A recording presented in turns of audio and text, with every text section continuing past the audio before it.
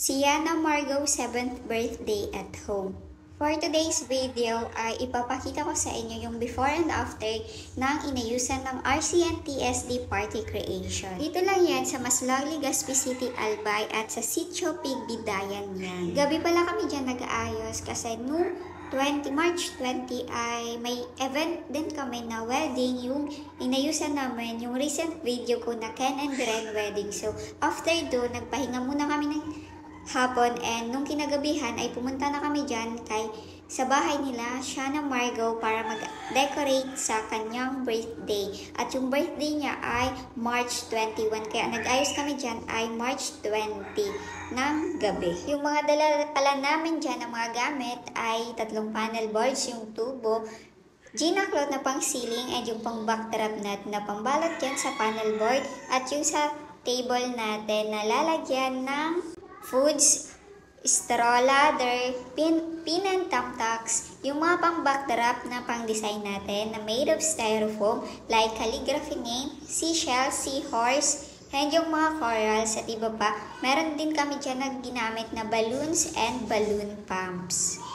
And yung mga floral foam at yung artificial leaves. Yung una naman ginagawa dyan ay yung ceiling. So, bali, gumamit kami dyan ng 3 pirasong pang ceiling na Gina cloth natin, at yung haba ng Gina cloth na pang ceiling natin ay 10 yards. And bali, naglagay kami ng straw sa gilid ng tulda. At yung tent ay hindi na namin nilagyan ng ceiling kasi mababa yung tent na yan. Bali, backdrop na lang dyan yung gagawin. And yung ginagawa dyan ay naglagay ng blue na color sa tubo na lalagyan ng name ng ating celebrant. And mamaya, babalutin yan na mga panel boards ng Gina cloth. And si mama naman ay nagsisiling na dyan. Bali, yung pang ceiling natin ay meron tayo sa gilid at pinapasok na lamang dyan yung Gina cloth sa straw. Yung paglagay pala dyan ng mga tela or Gina cloth sa panel boards natin ay gamit lang ay pin and thumbtacks. So, ayan yung ginagawa. Nagbalat na ng violet and green. And mamaya, yung isang panel board ay babalutin pa rin yan ng Gina cloth. Sabay na dyan yung paggawa ng sa ceiling natin at yung sa backdrop since gabi na yan, and para madali na rin matapos yung pag-decor namin dyan. Yung sa ceiling pala natin dyan ay bale, 3 lang yan. Yung sinabi ko kanina, 3 peraso lang yan. Since maliit lang yung tulda na ginawa nila, at gagamitan yan ng pin para malapat yan sa tulda or sa bubong na ginawa nila. Yung sa mga panel boards natin, ganyan lang yung paglagay namin gamit yung thumbtacks. And nilalapat namin yan ng mabuti sa panel boards para malinis tingnan sa backdrop. Sabi ko nga kanina, gabi kami dyan nag-ayos kaya super dilim na, and yung quality ng ating video ay hindi masyadong maganda.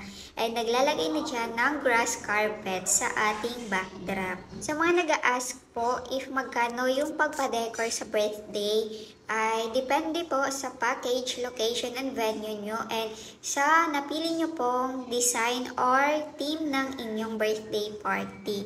Location po namin ay Legazpi, Albay, and sa mga taga-Legazpi dyan, if interested kayong magpa-decor sa amin or nagandahan nyo yung mga decor namin, ay you can send a PM sa aming page na RCNTSD Party Creation. Diyan ay nilalagay na yung name ng ating birthday celebrant, and mamaya ilalagay na dyan yung mga pang backdrop natin na made of styrofoam like seahorse, seashells, corals po, and mga artificial leaves, and yung balloons natin. So gamit yan ay pin lang para malagay yung backdrop name natin. Naglagay pa pala kami dyan ng tail kasi mermaid theme nga yung party ng ating client, and nagpapalobo na dyan ng mga balloons na ilalagay sa backdrop natin.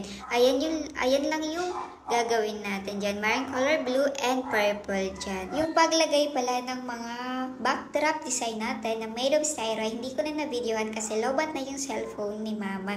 And bali, na-reserve ko na lang dyan sa set up ng balloon sa ating backdrop. If mag-a-ask po kayo if hindi ba yan mapuputok since kinaumagahan yung party ng aming client ay hindi po yan basta-basta na puputok, basta wag nyo lang paarawan yan. And maganda yung quality ng balloons na binibili namin and pricey po yan. Kaya hindi yan basta-basta na puputok. Kaya na yung after ng aming pag-decor sa birthday ng aming client na ang theme ay mermaid theme. Ayan, diba? Super ganda and sana nagustuhan ng ating client yung pag-decor natin sa kanyang birthday party. If nagandahan kayo or interested kayo magpa-decor sa amin, you can send a message sa aming page, RCNTSD Party Creation. Pwede kayo mag-request ng backdrop sa inyong birthday party.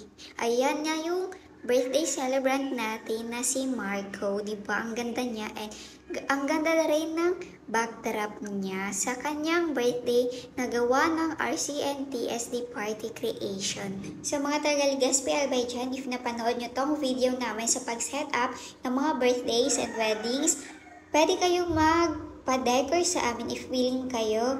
And kayo nang bahala if ano yung gusto nyong theme ng inyong birthday party. And kami nang bahala doon. We create and you celebrate. So paano yan? Hanggang dito na lamang po ang aking video. Thank you for watching. And please don't forget to subscribe to my YouTube channel.